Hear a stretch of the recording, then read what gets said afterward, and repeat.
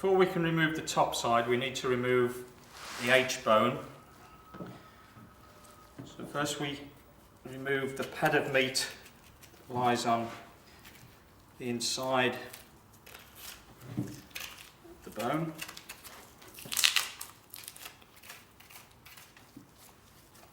This pad of meat can be trimmed up and used with the rest of the trim for mince or further manufacturing.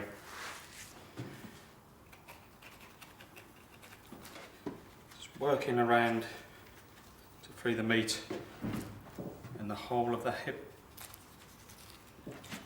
Now working around the back of the bone.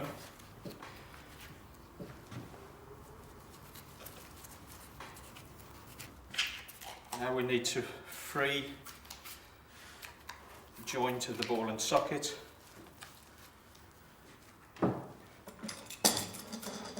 At this stage, if you need a little bit more leverage, steel is a useful tool to help pull the bone away from the meat, allowing you to see behind the bone.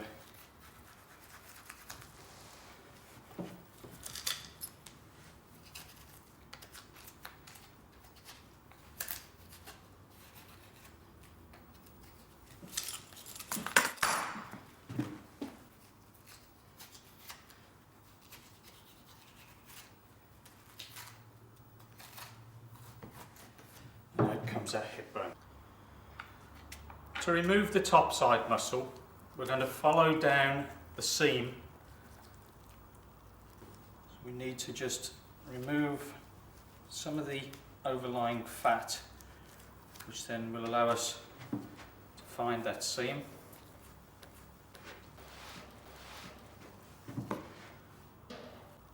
With the point of the knife, just taking care not to cut into any of the muscle. Following down that seam onto the main leg bone or femur.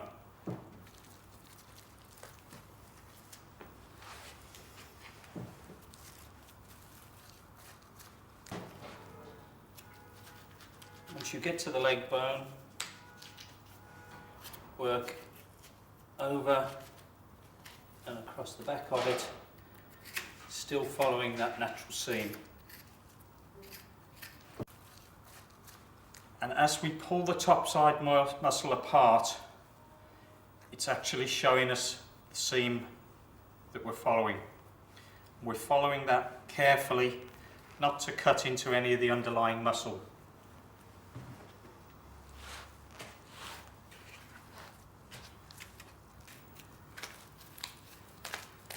At this point, we're following the seam between the top side and the silver side. And when we get to the external fat, we just cut right the way through, which removes the top side muscle in one primal piece.